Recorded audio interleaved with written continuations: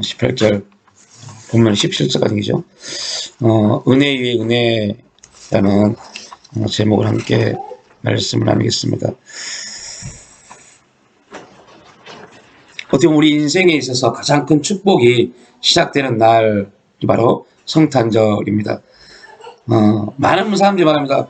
정말 12월 25일 날이 예수님이 탄생한 날입니까? 심지어 기독교인들까지도 예수님이 12월 25일 날 탄생을 했는지 안 했는지에 대한 궁금증을 가지고 있는 분들이 꽤 많습니다. 실제로 오늘은 예수님이 탄생한 그날은 아닙니다. 여러분 다 알고 계시겠지만 로마가 기독교가 국교가 되어지고 이제 기독교가 로마의 중심이 되었을 때 그때 로마가 섬겼던 신이 태양신이었습니다. 근데 태양신의 생일이 오늘 12월 25일입니다. 근데 왜 태양신을 섬겼던 그날 성탄절 이 예배, 예수님이 생일에 대한 이 예배를 드립니까? 라고 말할 수 있겠지만 로마가 세계를 다스릴 때 유일하게 모든 노예들까지도 다 쉬었던 그날이 태양신을 섬겼던 태양신의 탄신 생일날이었습니다. 그날 12월 25일이죠. 그날은 로마에 속국했던 모든 나라의 모든 사람이 다 쉬는 날이었습니다. 그때 그래서 로마에서 그러면 이날 태양신을 섬기지 말고 우리는 하나님을 예수님의 탄생일을 이날 우리가 기념하자. 그래서 성탄절은 예수님의 탄생을 기념하는 날이지 예수님이 태어난 날이 아닙니다. 정확하게는 예수님의 탄생을 기념하는 날로 우리가 예배를 드립니다. 그럼에도 불구하고 우리가 그 기념, 예수님이 이 땅에 오셨다라는 기념, 오신 날을 기념하는 날, 그 의미적인 부분에서 함께 우리가 예배를 드리고 함께 모여 주님 앞에 찬양하는 날이 오늘 성탄절 예배의 시간입니다. 그냥 다시 말하면 성탄절 12월 25일을 떠나서 예수님이 이 땅에 오신 그날, 그 시기는 우리에게 가장 큰 축복의 날입니다. 율법의 요구를 통해서 모든 사람들은 죄인이 될 수밖에 없었던, 나는 죄인이구나. 율법을 통해서 나는 죄인이구나. 나는 이 죄에서 절대 뭘 수 없구나. 벗어날 수 없구나를 사람들은 깨닫게 되었습니다. 아무리 율법을 잘 지켜도 율법은 우리를 죄인임을 깨닫게 하는 것이 율법이었습니다. 하나님이 율법을 우리에게 주셨을 때는 분명 그 율법을 가지고 우리가 죄인이라는 구속을 주기 위한 목적이 아니었습니다. 그런데 율법을 지키면 지킬수록 우리는 죄인임을 고백할 수밖에 없는 그러한 연약한 존재였습니다. 하나님이 율법을 하나님의 백성들을 죄인 만드는 그 율법을 피하는 것이 아니라 그 율법을 통해서 어떻게든 하나님은 사람을 의로운 존재로 만드셔야 했어요. 왜냐하면 그 율법 또한 하나님이 우리에게 주신 하나님의 은혜이기 때문에요. 그런데 그 율법이 우리에게 의로움이 되기 위해서는 그 율법을 의로움으로 완성해 줄 수 있는 그러한 존재가 필요했습니다. 그런데 죄인은 절대로 율법을 완성할 수가 없었어요. 아무런 죄가 없는 분이 오셔서 그 율법을 행해야만이 율법이 완전해질 수 있습니다. 그러면 아무런 죄가 없는 그러한 존재는 오직 하나님 한 분뿐입니다. 다시 말하면 하나님이 이 땅 가운데 오셔야만이 율법이 완전해질 수가 있어요. 그래서 예수님은 이 땅에 오셔서 이렇게 말씀하시죠. 나는 율법을 피하러 온 것이 아니라 율법을 완성하러 왔다. 율법을 완성하러 왔다란 말은 내가 그 율법을 다 지켜서 더 이상 율법이 너희를 죄인으로 만들지 못하게 하겠다는 뜻입니다. 예수님 오시기 전까지는 율법을 지키려고 발버둥을 쳐도 그 율법이 오히려 우리를 너는 죄인이야 라고 우리를 정죄했습니다. 근데 예수님이 오셔서 율법을 완성했어요. 되게 애매한 말입니다. 여러분, 교회 수십 년 다녀도 율법을 완성했단 말이 무슨 말인지 모르는 사람이 너무너무 많아요. 여러분, 우리에게도 질문해 봐야 돼요. 율법을 완성했단 말이 무엇인가? 솔직히 복음서를 읽어보십시오. 복음서 읽어보면 바리새인들이 예수님을 왜 죽이려고 했습니까? 왜 바리새인과 서기관들이 예수님을 죽이려고 했어요? 그가 내가 하나님이다라고 했어요? 아닙니다. 그들이 예수를 죽이려고 했던 이유는 율법을 행하지 않았기 때문이에요. 율법과 전혀 반대되는 행동들을 했기 때문이에요. 정확하게 말하면 바리새인 서기관들은 그들은 하나님보다 율법이 더 우선시되는 그러한 존재들이었어요. 바리새인들은 율법이 더 그 삶의 최우선 율법이었습니다. 그런데 예수님이 오셔서 그 율법을 하나씩 범합니다. 그런데 예수님이 말합니다. 나는 율법을 완성하러 왔다. 이 의미를 깨닫지 못하면 여러분, 우린 또 율법이 완성된 시대, 은혜가 충만한 시대, 성령이 역사하는 시대에 살면서도 율법의 정죄를 받습니다.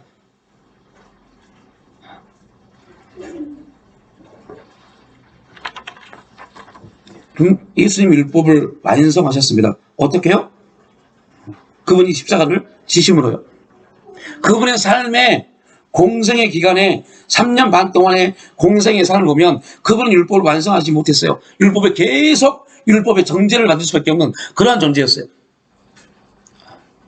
어떻게 율법을 완성했느냐? 이 사실이, 이 메시지가 저와 여러분의 심령에 꽂혀야만이 우리는 담대하게 주님 앞에 담대하게 기도함으로 주 앞에 나갈 수 있습니다. 이 메시지가 우리 심령에 꽂히지 않으면 우리 또 말합니다. 저는 죄인이었어요. 저는 죄인이었어요. 여러분, 죄인이 어떻게 주 앞에 나갑니까? 죄인이 어떻게 기도합니까?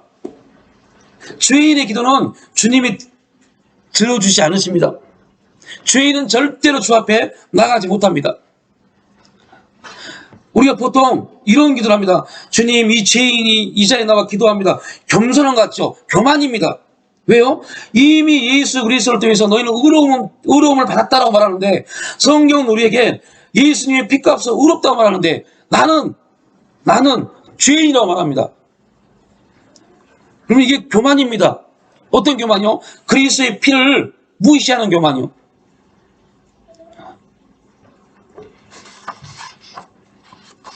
다시 말합니다. 예수님이 율법을 완성했습니다. 죄가 없으신 분이, 죄가 아무것도 없는 그러한 존재만이 율법을 완성할 수 있어요. 율법을 완성할 수 있어요. 다시 말하면 죄가 없는 사람이 사는 그 자체가 율법을 완성하는 겁니다. 10가지 율법을 하나씩 지키는 게 아니라 그 죄가 아무것도 없는 그분의 삶이 율법을 완성하는 겁니다. 이 부분이 이해가 돼야 돼요. 율법을 완성한 겁니다. 즉 유대인들, 바리새인들이 말한 율법을 지키는 것이 아니라 죄가 없는 그분이 율법을, 즉 삶을 사는 것이 율법을 완성하는 겁니다. 그래서 하나님이신, 죄가 아무것도 없으신 그분이 이 땅에 오셔서 그분은 그냥 그분의 삶을 사신 거였어요. 그죠? 이해가 되시죠? 그분의 삶을 사신 겁니다. 그분이 제1계명 하나님의 어떠한 것도 섬기지 마라, 이걸 읽고 나는 하나님의 어떠한 존재도 섬기지 말아야 되겠다라고 한 게 아니라 그냥 그분은 그분의 삶을 사신 겁니다. 근데 기가 막힌 것은 그분이 그분의 삶을 사셨는데 그분은 바리새인들이 말하는 우리가 성경에 기록되어 있는 10가지 십계명, 그 십계명 하나씩 외워가면서 인식하면서 살지 않았음에도 불구하고 그분은 율법을 완성하셨어요. 우리가 율법에 대한 개념이 잘못 써 있습니다. 그러다 보니 우리는 또 우리에게 지금 계속 증거되어져 있는 십계명에 따라서 율법에 대한 내용을 우리에게 적용합니다. 다시 말하면 예수님은 그냥 이 땅에 오셔서 그냥 그분의 삶을 사신 겁니다. 하나님의 말씀에 의거한 삶을 사셨어요. 그리고 그분은 그 삶을 통해서 십자가에 못 박혀 돌아가셨습니다. 그분이 그분의 삶을 살지 않았다면 그분은 십자가에 죽을 필요도 없으셨어요. 십자가에 죽지 않았다면 우리에게는 율법의 요구를 완성시켰던 구원의 은혜가 임하지 못했을 겁니다.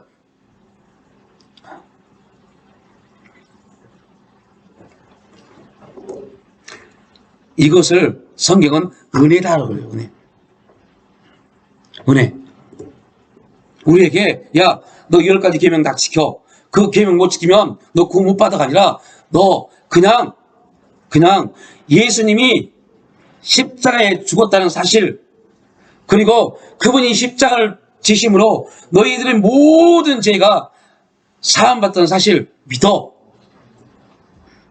그 믿음부터 은혜가 시작되는 겁니다.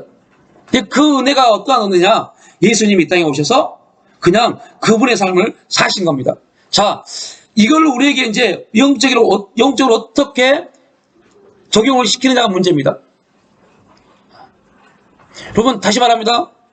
여러분, 죄인입니까? 의인입니까? 죄인이라면 앞으로 기도하지 마십시오. 백날 기도해봐야 죄인의 기도는 절대 듣지 않습니다. 죄인이 왜 기도해요? 기도하면 뭐예요? 듣지 않으신데. 돌아옵니다. 예수님이 이 땅에 공생이자 동안 바리새인들이 예수에게 계속 너는 죄인이었어요. 너는 죄인이다. 너는 하나님의 아들이라고 하면서 왜 죄를 짓느냐? 어떤 죄요? 율법을 범하는 죄요. 근데 예수님은 말씀합니다. 나는 율법을 범하지 않았다. 오히려 나는 율법을 완성하러 왔다. 어떻게 해요? 그냥 그분의 삶을 사신 겁니다. 자, 이제 주일날, 이제 돌아온 주일, 내일 주보부터 설교 말씀, 주일 말씀과 그 다음 원래 수요예배 말씀을 올렸는데 거기에 이제 직업과 소명과 직업이라는 내용의 글을 한 3주, 4주에 걸쳐서 올릴 겁니다. 왜 그걸 올렸냐면, 여러분, 많은 사람들이 착각하는 게 있어요. 그냥 우리가 은혜의 삶을 살기 위해서 어떤 삶을 살아야 되느냐? 나에게 주어지는 삶, 직장인은 직장인, 또 학생은 학생, 주어지는 삶 속에서 최선을 다해서 하나님을 의지하고 사는 것, 이게 우리에게 주어지는 가장 기본적인 소명입니다. 그게 은혜의 삶입니다. 거기 안에서 내가 하나님을 위해서 뭔가를 해야 될 어떠한 규범을 정할 필요도 없어요. 그냥 주어진 삶을 믿음으로 은혜 안에서 살아가면 됩니다. 분명 계획적인 삶을 사는 게 중요합니다. 예를 들면 지금 이제 곧 있으면 학생들이 방학이 됩니다. 요즘은 그런 학생들이 거의 없다고 봐요. 방학식 하자마자, 아니 방학이 하루 이틀 전에 우리는 하얀 종이에 동그라미를 그립니다. 가운데 꼭지점을 정해서 줄을 긋기 시작합니다. 몇 시부터 몇 시는 어떠한 일을 하고, 몇 시부터 몇 시는 어떠한 일을 하고, 일을 계획표를 짭니다. 많은 사람들이 그러한 계획표에 내 삶이 맞춰져 가고 있습니다. 그리고 그렇게 살아갑니다. 그렇게 살지 않으면 오늘 하루 삶이 완성되지 않는 것처럼 생각하는 경우가 굉장히 많이 있습니다.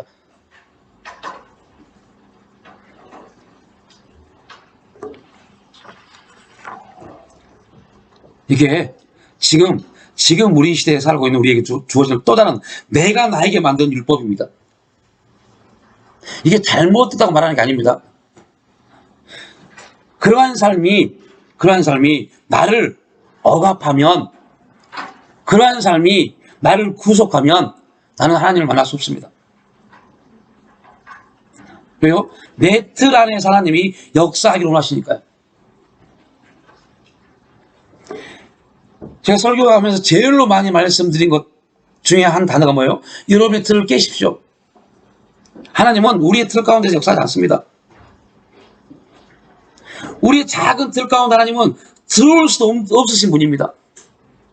진짜 큰 기적이 뭡니까? 말씀이 육신이 되어 우리 가운데 거하시는 게 가장 큰 기적입니다. 또 하나는요, 우리 안에 거하시는 거예요. 그분이 어떻게 우리 안에 거할 수 있어요? 거할 수 없습니다.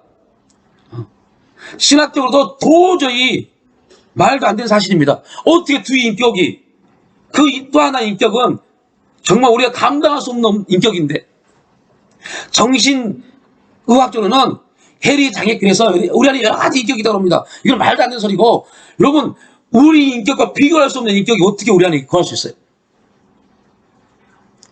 기적으로는, 기적 외에는 설명할 수 없는 얘기입니다.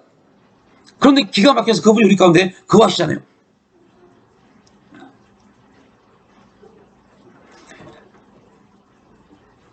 우리의 틀을 깨지 아니하면, 우리가 만들어 놓은 삶의 틀을 깨지 아니하면 우리는 하나님의 역사 가운데 들어가지 못합니다. 은혜는 받고 누릴 수 있어요. 근데 그 은혜가 우리를 변화되어지고 성장 성숙되어지는 길로 인도하지 못합니다.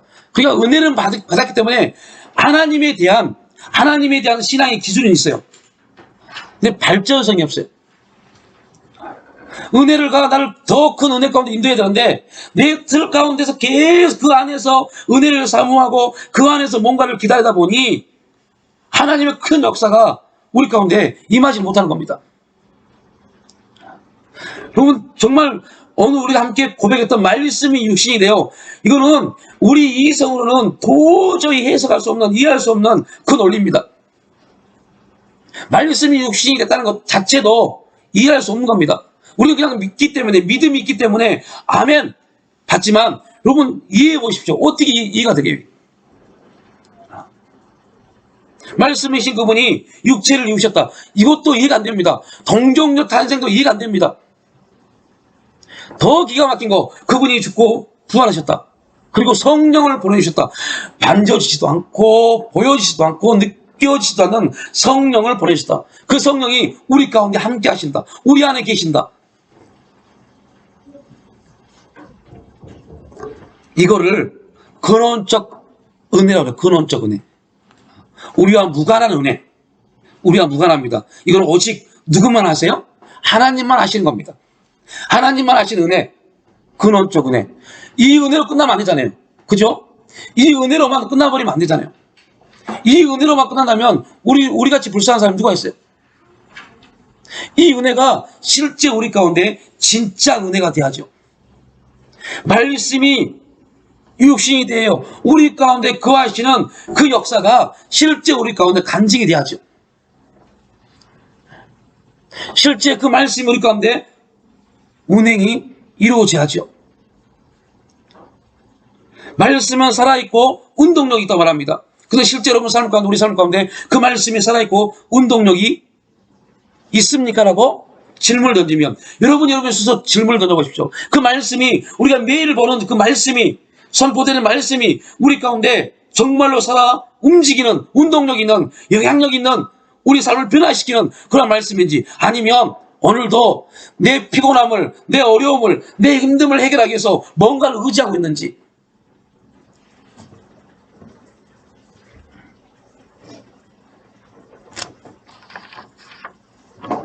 여러분, 되게 무서운 말씀입니다.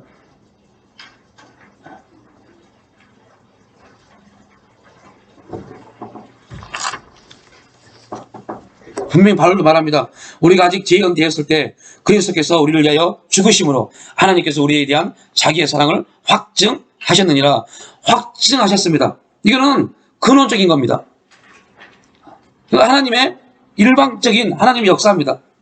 근데 그 사랑이 지금 우리 삶 가운데 이미 하잖아요. 그 사랑이 하나님 확증하셨던 그 사랑이 우리 가운데 밀려와야 되잖아요.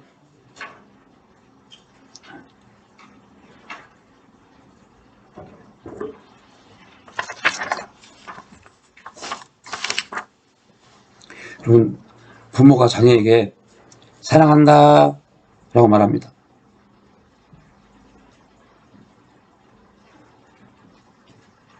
또 교회에서 지체가 지체에게, 성도가 성도에게 주의 이름을 사랑합니다 라고 말합니다. 네, 여러분 아시죠? 전혀 사랑이 없이도 그냥 그런 말이 나온다는 것. 사랑이라는 내가 당신을 사랑합니다, 주의 이름을 사랑합니다, 그 사랑이라는 의미적 단어는 다 갖고 있습니다. 단어적이면 다 갖고 있습니다. 근데 실제 그 사랑이, 그 의미의 사랑이 내가 그를 향해서 주의 이름을 사랑합니다 할 때 나오지 않는다는 겁니다. 사랑은 가지고 있어요. 누구나 모든 사람이 다 사랑을 가지고 있어요. 근데 실제 그 사랑이 나를 통해서 나가지 않습니다. 말은 하는데.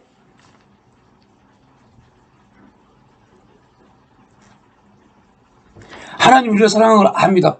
하나님 정말 우리를 사랑하는 것을 압니다. 근데 실제 삶 가운데 그 사랑이 전혀 느껴지지 않습니다. 여러분, 바울은 말하잖아요. 믿음, 소망, 사랑.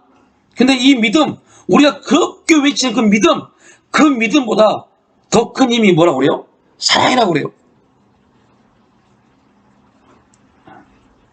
믿음도 없어지고 소망도 없어지지만 사랑은 영원합니다.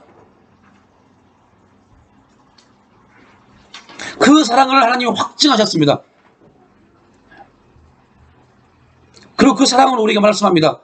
야, 너 피곤하지? 너 힘들지? 너 고통스럽지? 너 어렵지? 너 소망이 없지? 그러나 내가 너에게 준 그 사랑으로 나를 바라보면 아니야. 힘들지 않아. 왜요? 아무리 피곤하고 아무리 어려울지라도 하나님을 경외하는 자들을, 그들에게 하나님이 새 힘을 주신다고 말씀하셨기 때문에 그 말씀이 나에게 움직여야 되잖아요. 그 말씀이 나에게 움직이지 않으니까 뭔가를 의지하는 겁니다. 제가 갑자기 생각나는데요. 97년 8월 10 며칠이었어요. 96년인가? 그때 부천에서 택시를 타고 경상북도 점촌이라는 곳에 수련회를 갔어요. 거기서 은혜를 받고 막 방언을 받고 막 은혜를 받고 올라갔어요. 그런데 사람은 생각합니다. 그게 막 뜨거우면 모든 걸 다 할 수 있을 거라고 생각합니다. 아니더라고요. 또 와서 회사에 가서 일하는데 너무 힘들어요. 잔업까지 가면 9시 끝나요. 그럼 9시 끝나면 너무 피곤해요. 또 아침에 일찍 일어나는데. 그러면 너무 피곤하면요, 잠도 안 하는 거 아시죠? 너무 피곤하면요, 잠도 많아요. 너무 몸이 막 무거우니까. 그러면 그때 꼭 저는, 피곤하지 않아도 마찬가지지만요, 매일 저녁에 제가 했던 일이 있어요. 저뿐만 아니라 저희 기숙사에서 형들과 같이 그 피곤함을 이기려고요.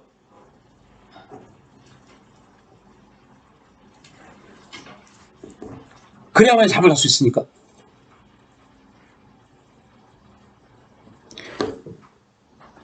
요즘도 있나요? 요즘도 나올 겁니다. 청아라는 그 약한 술이 있어요. 청아. 근데 그게 잘못 먹으면 머리가 깨집니다. 너무 아프니까요. 그걸 매일 저녁 먹기 시작했어요. 근데 이게 한 번 먹다 보면 한 병으로 끝나지 않습니다.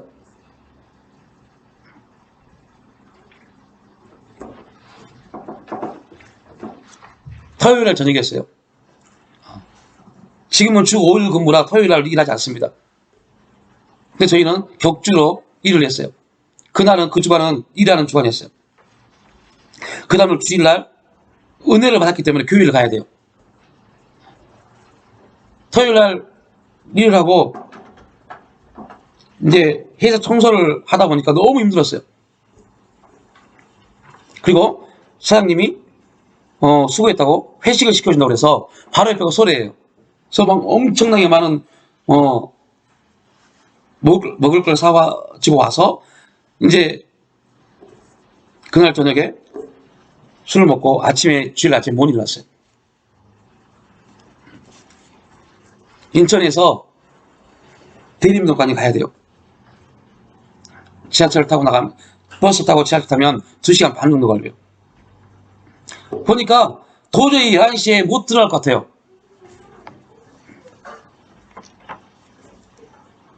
그래서 아예 안 갔어요. 그날을 교회를 안 갔어요. 그리고 너무 피곤해서 주일날 낮에 예배 시간이죠. 잠을 자고 있는데 그때 정말 또렷하게 제게 들려준 소리가 있어요. 오늘 이후로부터 너는 나만 의지해라. 그 의미가 무슨 말인지 전혀 이해하지 못했어요. 나만 의지해라. 지금 전에 핸드폰이 있고 연락할 수 있는 부분이 있다면 저를 가르쳐 주신 전사님에게 전화를 했을 겁니다. 전사님 이런 느낌이 왔는데 이게 뭐예요? 라고 물어봤을 겁니다. 초신자였기 때문에. 근데 그런 핸드폰도 없고 그런 시대였어요. 연락할 방법이 없어요. 근데 그게 너무 강하게 와요. 나만 의지해라. 저희 회사 사장님이 장로님이셨어요. 그래서 물어봤어요. 그 다음날. 사장님, 저한테 제가 요즘 은혜를 받고 있는데 이런 마음의 감동이 왔는데 이게 뭐냐고 했더니 그 장로님 하신 말씀이 기가 막힙니다. 아침부터 쌀때금 쏘지 말고 가서 일하라고. 뭐 아침부터 이상한 소리 하냐고. 일주일 동안 정말 그 소리가 너무 컸어요. 그래서 그 다음 주일날 교회 가서 물어봤어요. 이게 뭐냐고 물어봤어요. 이게 뭐냐고.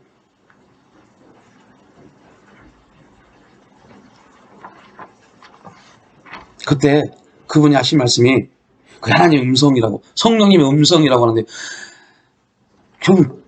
그 당시에는 그거 잘 몰랐기 때문에 미치지 않고는 이상한 겁니다. 하나님의 음성을 듣는다.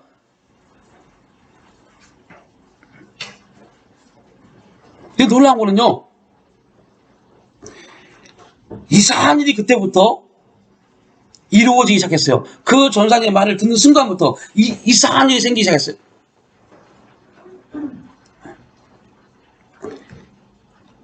내가 느끼지 못하는 어떠한 힘이 저를 계속 인도해 간다는 것. 여러분, 이 말씀을 왜 여러분에게 드리겠어요? 은혜는 계속적으로 우리에게 우리가 알지 못한 뭔가를 계속 우리에게 부어줍니다. 그래서 정말로 영적으로 깨어있는 사람들, 정말 기도하는 사람들은 기도하는 포인트가 있어요. 나에게 계속 부어주고 있는 그 은혜에 계속 관심을 갖고 초점을 맞추다 보면 새로운 기도의 내용들, 새로운 기도의 힘들이 임하기 시작합니다. 보여지기 시작합니다.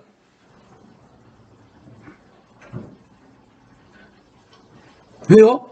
하나님의 살아있는 말씀이 우리 가운데 임하십니다. 그리고 우리를 계속 그냥 임하신 게 아닙니다. 그죠? 하나님 그냥 우리에게 은혜를 주셨을까요? 아닙니다. 절대 아닙니다. 그냥 야, 내 아들이 너희를 위해서 죽었다. 율법을 완성했다. 그리고 너희는 구원받았다. 이러기 위해서 우리에게 하나님은 은혜를 주신 게 아닙니다. 이걸 알게 하기 위해서 은혜를 주신 게 아닙니다.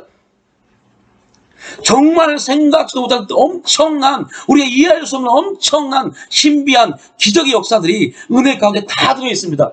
그걸 보게 하기 위해서 계속적으로 하나님은 우리에게 은혜를 부어주십니다. 이게 우리를 향하신 하나님의 사랑의 표현입니다. 은혜를 계속 주십니다. 좀 이상한 얘기 같지만, 그럼 부모가 자녀에게 계속 관심을 준 이유가 뭐예요? 내 자녀이고 내가 너를 이만큼 사랑하고 있다는 표현입니다. 부모가 자녀에게 관심 안 주는 부모가 어디 있겠어요?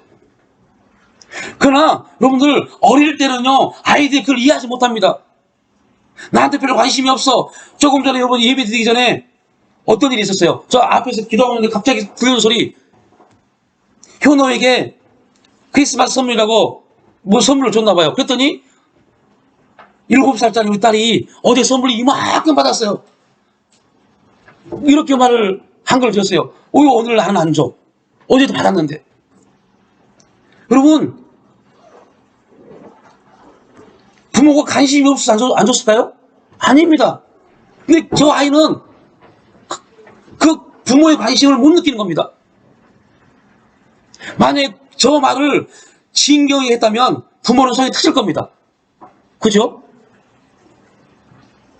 안 집사님, 자연 집사가 와서 아빠 왜 나한테는 관심 안 가져? 그럼 어떻게 마음이 어떠실까요?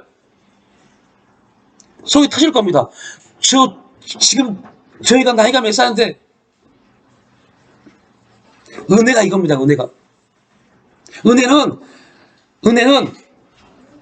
은혜를 부어주시는 그 하나님을 향해서 우리가 받아들이기만 하면 은혜는 계속 느껴질 수밖에 없어요.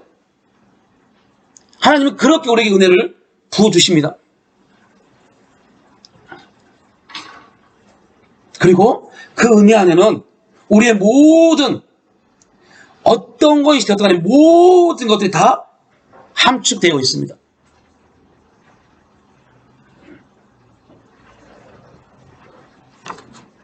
이 엄청난 기적의 역사를 여러분, 저와 여러분이 품고 있다니까요. 그 엄청난 것들을 우리 안에 하나님이 성령을 통해서 이미 다 주셨습니다. 이건 객관적인 사실입니다.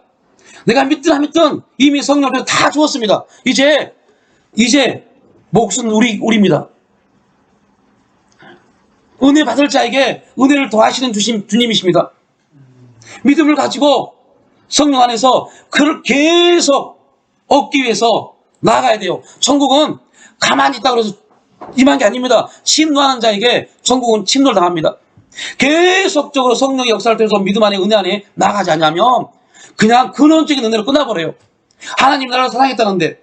그래서 많은 사람들이 그럽니다. 저 사람은 기도 많이 하니까, 하나님 저 사람 사랑하시나 봐. 저 사람은 나보다 헌신을 많이 하니까. 그게 절대 아닙니다. 하나님이 그런 부분이었다면 우리는 지금 하나님의 사랑을 받을 가치도 없습니다. 우리보다 헌신을 많이 하는 사람이 얼마나 많은데요. 우리보다 기도를 많이 하는 사람이 얼마나 많은데요. 하나님은 절대 그러한 관점으로, 그러한 기준으로 우리를 대하지 않습니다.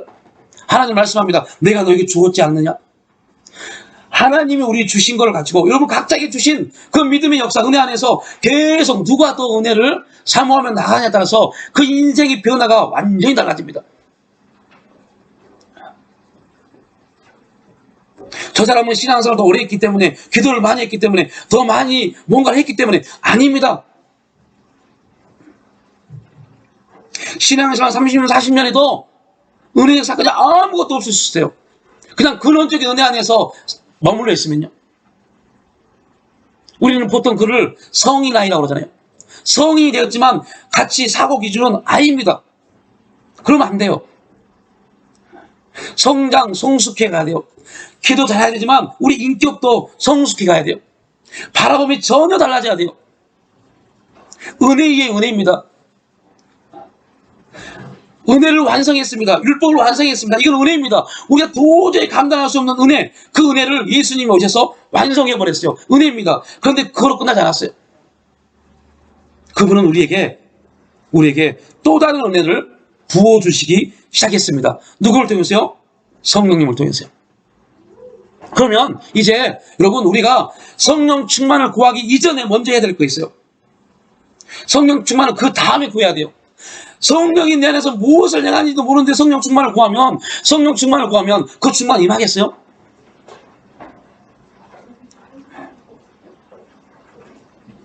여러분, 휘발유 차에는 휘발유를 넣어야 돼요. 휘발유 차에 경유를 넣으면 그 차는 고장납니다. 내가 지금 휘발유가 필요한지 경유가 필요한지를 알아야죠. 그리고 다음에 기름 부으심을 구해야죠. 나는 지금 휘발유가 필요한데 경유를 달라고 기도하면 그 성령 충만 임하겠냐고요. 나에게 역사하고 있는 하나님의 성령이 내 부르심 안에서 어떻게 지금 성령이 운행하시는지를 알지 못하면 성령 충만을 구하는데 성령이 충만하게 역사하시겠냐고요. 잘못하면 그 기름 부으심이 잘못 오면 나는 고장 나버리는데. 그래서 은혜 안에서 계속 봐야 돼요. 하나님의 성령이 나를 통해서 어떻게 역사해 가시는지, 나에게 주어진 삶 가운데 하나님 왜 나에게 이런 삶을 주셨는지, 왜 이 삶을 주셨는지, 왜 이 직업을 주셨는지, 왜 이러한 관계 형성을 주셨는지, 거기 안에서 여러분들 성령 충만을 구하십시오. 거기 안에서 성령이 충만 임해야 돼요. 내 삶 안에서 성령이 충만해서 이 삶 가운데 성령의 역사가 일어나야 되는데 이 삶 가운데와 무관하게 성령 충만을 구합니다. 그러니 은혜를 못 받는 것 같아요. 은혜는 계속 부어주시는데 은혜가 임하지 않는 것 같아요.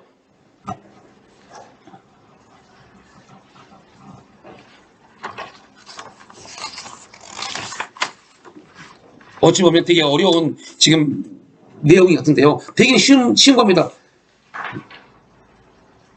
왜 쉽냐면 하나만 보면 돼요. 하나만.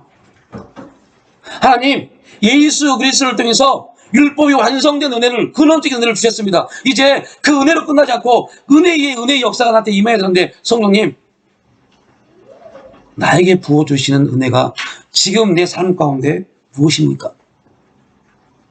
나에게 주어진 은혜가 무엇입니까? 여러분 기도 제목을 드렸죠? 기도하고 계십니까?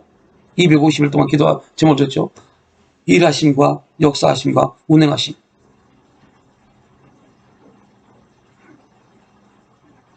여러분, 내 삶 속에서의 일하심입니다. 나에게 주어진 삶 속에서 하나님 일하심이고, 그 삶 속에서 역사하심이고, 그 삶 속에서 운행하심입니다. 그러면 나에게 주어진 지금의 삶을 직시해야죠. 잘 봐야죠. 어떻게 이 삶 가운데 하나님 일하실까? 성령님, 나를 이 삶 가운데 인도하셨는데 이 삶 가운데서 어떻게 일하실까요? 나는 하나님의 일하신 가운데, 성령님 일하신 가운데 어떠한 모습으로 나를 내어드릴까요? 성령님, 이 삶 가운데 분명 역사하실 텐데 나는 성령님의 역사 가운데 어떻게 서 있을까요? 그거 기도를 하십시오.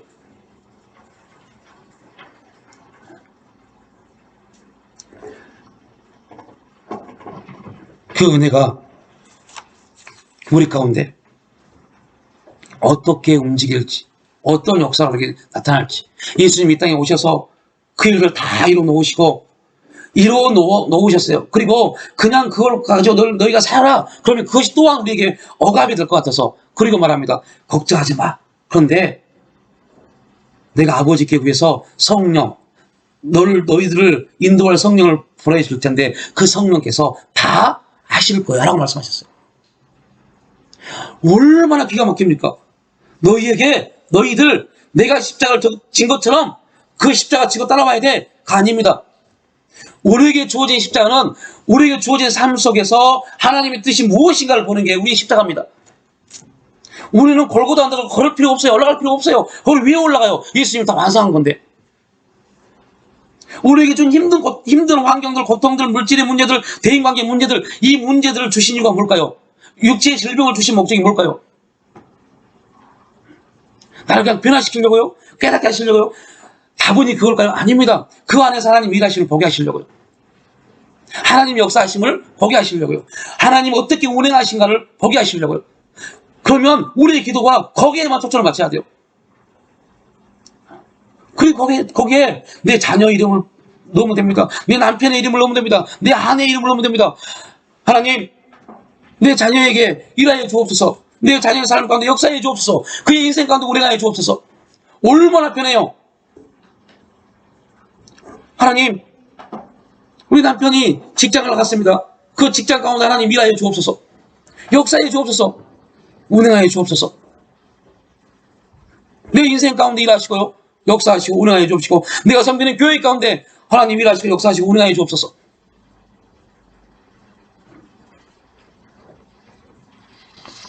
그리고 보는 겁니다. 어떻게 내 인생 가운데 하나님이 일하시는지, 내 환경 가운데 어떻게 일하시는지, 어떻게 역사해 가시는지 우리는 믿음으로 보기만 하면 돼요. 내가 뭔가 하려고, 여러분이 뭔가 하려고 발버둥 치지 마십시오. 쳐봐야 아무런 답도 없어요. 말씀을 결론합니다. 오늘 아침에 아내하고 밥을 먹고 교회 오기 전에 한 5분 동안 이런저런 얘기했어요. 참 너무 힘들 때, 너무 고통스러울 때 누군가에게 손을 벌리지 않았던 게 너무 감사하다. 아니, 손을 벌릴 수 있는 사람도 없었지만 손을 벌리지 않고 도움을 청하지 않은 게 너무너무 감사하다.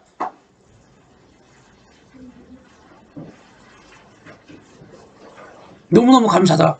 그런 고백을 함께하고 교회 왔어요. 왜요? 볼 수 있으니까요. 하나님 어떻게 일해 가시는지, 하나님 어떻게 역사해 가시는지, 그리고 고백할 수 있으니까요. 와, 이런 삶 가운데 하나님은 운행하시는구나. 정말로 고통스러운 시간, 힘든 시간 버텨낼 수 있을까? 그런데 버텨내는 것도요, 하나님에게 가십니다. 놀랍더라고요. 나는 그냥 했던 게, 우리는 그냥, 저는 제가 여러분들 말씀드렸죠. 2년 동안 매달 190만 원씩 적자했어요. 이게 보통 힘든 게 아닙니다. 근데 제가 한 게 뭐였을까요? 지금도 동일합니다. 제가 하고 있는 거는 어떻게 해요? 아침에 일어나서 교회에 출근하는 거예요. 우리 인간의 방법을 썼다면 뭘 썼을까요? 삶을 만들어놔야죠. 돈을 구할 수 있는 사람들을 다 명단을 만들어야죠. 아무것도 할 수 없었어요. 그럴 사람도 없었고, 제가 할 수 있는 거는 교회에 출근하는 겁니다. 그 교회 나와서 쭉 기도했어요? 아닙니다. 그냥 제 할 일 했습니다. 그리고 하면서 기도하면 하나님 일하여 주옵소서. 하나님 역사해 주옵소서. 하나님 운행하여 주옵소서. 하나님이 하시지 않으면 안 됩니다. 내가 누군가에게 돈을 한 달치 190만 원 꾼들, 그 다음 달은 어떻게 할 겁니까? 하나님 역사해 주옵소서.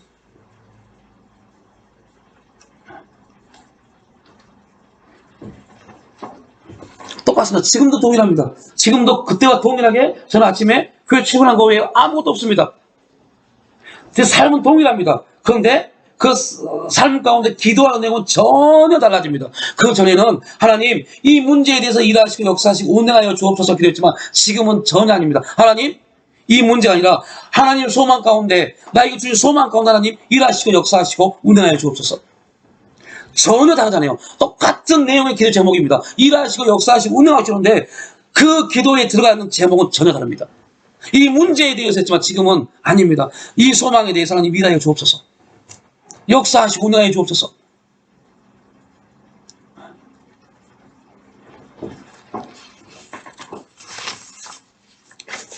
은혜는 우리에게 자꾸 새로운 것들을 보게 하십니다. 우리에게 하나님이 부어주신 새로운 것들을 자꾸 발견하게 합니다. 그리고 거기서 분명 하나님은 우리를 그냥 일하시고 역사하시고 운행하시면 끝나지 않습니다. 그 일하심은 우리에게 뭐래요? 기적으로 나타날 겁니다. 역사하심은 반드시 간직이 될 것이고, 운행하심은 동행의 형통함으로 우리에게 나타나게 될 겁니다. 이 은혜의 감정들이, 이 은혜의 일들이 저와 여러분 가운데 찾아오시는 그리스도 예수 안에서 고백될 수 있기를 나타날 수 있기를 주님의 이름으로 축복합니다. 아버지 하나님, 연약하고 존재합니다. 우리 또한 이스라엘 백성처럼 율법의 요구에 의해서 죄인 될 수밖에 없고 그 죄인으로서 완전히 사망 가운데 아버지 갈 수밖에 없는 그러한 존재였지만 예수 그리스도께서 이 땅에 오셔서 정말 십자가의 죽으심으로 율법의 모든 요구를 완성해 주셨고 그 은혜 안에서 우리를 부르시고 이제 성령 안에서 은혜의 삶을 살아가도록 역사에 가시는 그 놀라운 시간 안에 우리는 지금 놓여 있습니다. 주여 그 카이로스의 하나님의 시간 안에서 우리가 매일매일 은혜의 풍성함을 누릴 수 있도록 성령님 지도하시고 인도하여 주시옵소서. 일하시고 역사하시고 운행하시는 그 놀라운 하나님의 섭리 가운데 우리가 한 발 한 발 믿음의 발 내딛을 수 있도록 인도하여 주시옵소서. 감사드려 올 때 예수님의 이름으로 기도 올려옵나이다.